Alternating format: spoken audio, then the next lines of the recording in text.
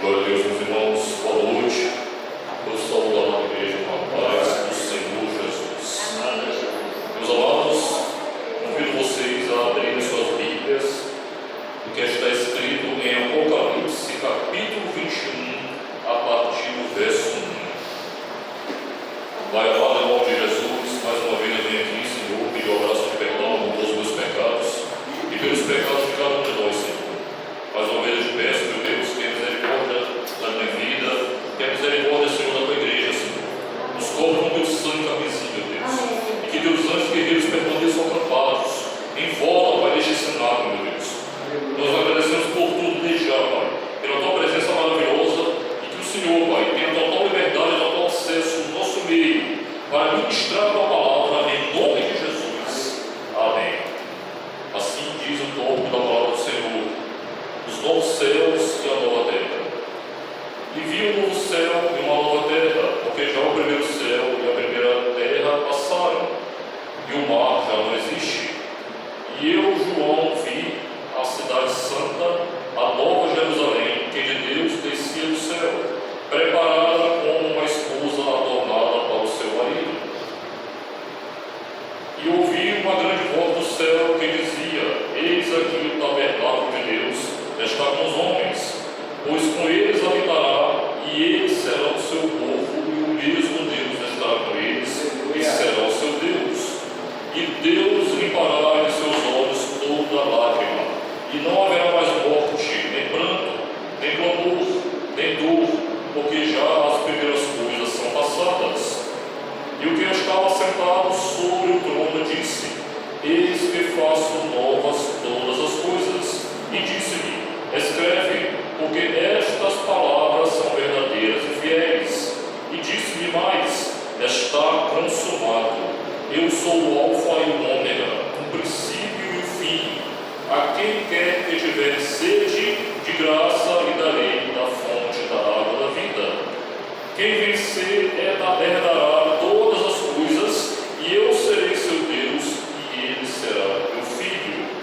Agora, meus amados, vamos para Mateus capítulo 5, do verso 10 a 12.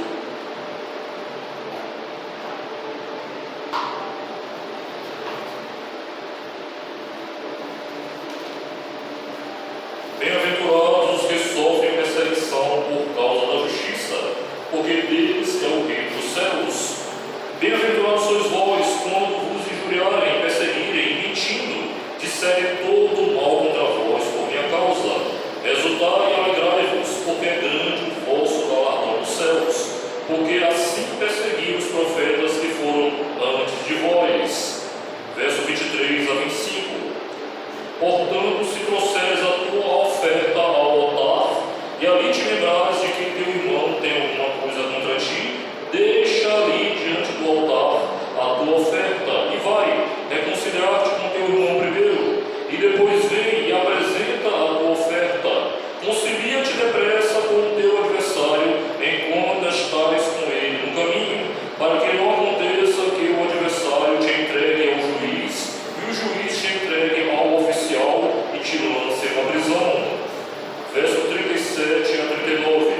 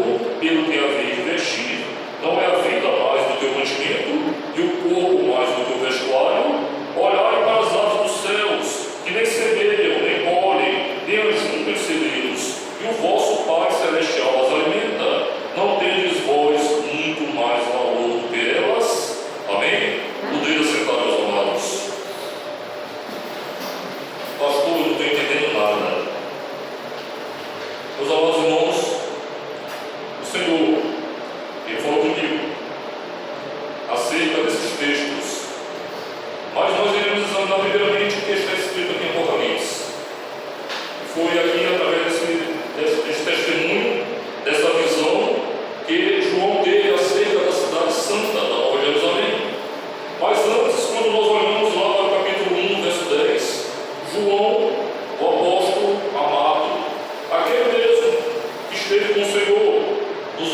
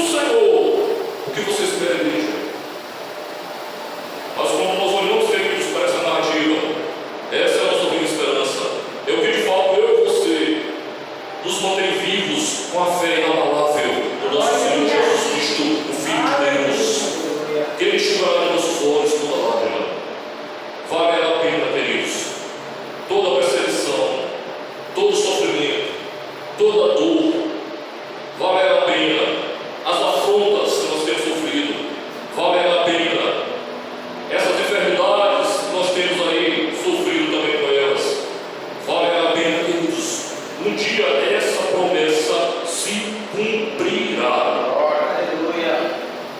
E agora, pastor, o que será que o Senhor espera de você, igreja? O que o Senhor espera em você e de você, igreja? Quando eu citei Mateus capítulo 5, é exatamente sobre isso, queridos. Aqui está uma das referências bíblicas em que o Senhor ele começa a falar acerca do Sermão do Monte para nós, queridos. Quando nós olhamos para essa narrativa bíblica e olhamos para tudo quanto aqueles irmãos lá do primeiro século e depois passaram, fica uma pergunta no ar. Bem-aventurados os que sofrem perseguição por causa da justiça, porque deles é o reino dos céus. Bem-aventurados sois vós quando vos injuriarem e perseguirem e disserem todo mal contra vós por minha causa. Exultai e alegrai-vos, porque é grande o vosso galardão nos céus, porque assim perseguiram os profetas que foram antes de vós. Essas são as bem-aventuranças eternas. O Senhor ele espera de nós, queridos. Ele espera de mim e de você. Aleluia. Será que nós estamos realmente, nesses momentos que nós estamos passando, nesses últimos dias, aqui na terra, antes do retorno glorioso do nosso Senhor Jesus Cristo, será que nós estamos preparados para sofrer perseguições? Será que nós aceitamos passar por perseguições? Será que eu e você aceitamos sermos caluniados, difamados, injuriados, perseguidos, que pessoas venham a mentir contra nós por causa do nome de Jesus? Lá em Mateus 24:9, o Senhor diz também, queridos: e sereis odiados de todas as nações por causa do meu nome, e vos matarão, e vos odiarão. O Senhor diz, queridos, o preço do céu, queridos, está aqui, nessas provas, nessas situações em que nós estamos inseridos. O preço para chegar até a Nova Jerusalém está aqui, queridos. Pastor, Jesus já pagou por nós. É verdade, meus amados. Mas tem muita gente que nega o nome de Jesus. Tem muita gente que não suporta as perseguições.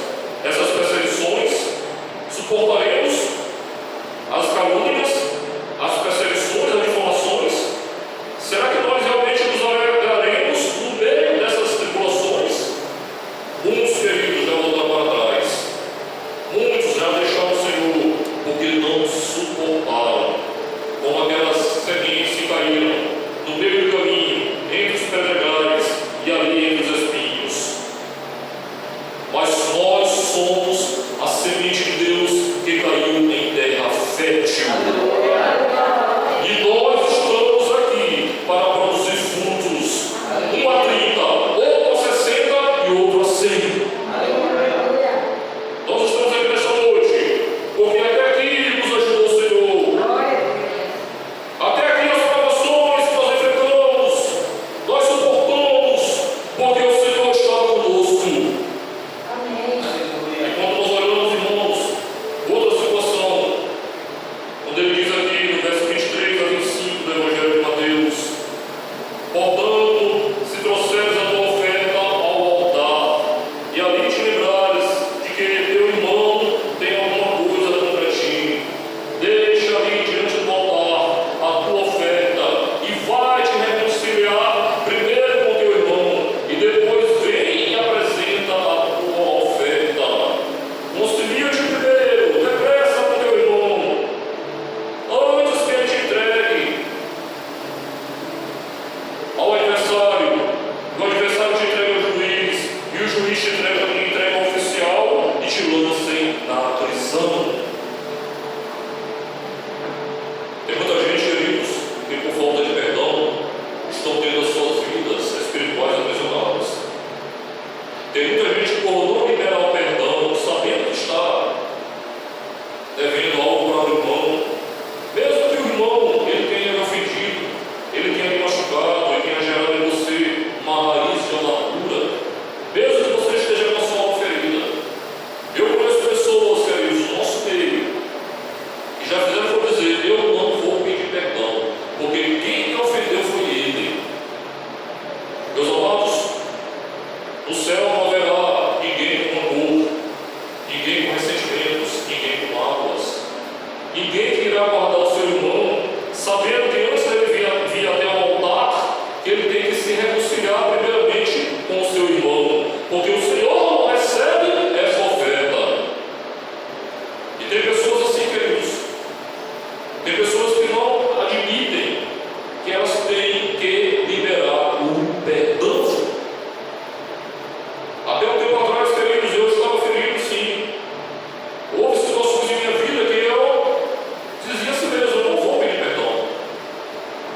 Mas o Espírito de Deus, ele, como sempre, quando ele encontra a liberdade, quando ele encontra acesso, e ele vem delicadamente e nos confronta, e depois nos ajuda, e depois nos convence, e depois nos converte a viver de fato os seus princípios da sua palavra. Eu entendi, queridos, que era necessário que eu liberasse o perdão, mesmo sabendo, queridos, que diante daquela situação, aquela tal pessoa havia me ofendido, mas era algo, queridos, que era primordial para a minha vida espiritual. E muitos estão vivendo assim, amargurados, com ressentimentos e com a sua vida espiritual presa, amarrada, engessada, impedidos de prosseguir espiritualmente. Isto é outra verdade, queridos. A falta de perdão gera uma prisão espiritual. E aqui do verso 37 a 39, também no capítulo 5 do Evangelho de Mateus: seja porém o vosso falar assim, sim ou não, porque o que passa disso é de procedência maligna. Ouvistes o que foi dito, olho por olho, dente por dente. Eu, porém, vos digo que não resistais ao mal, mas se qualquer te bater na tua face direita,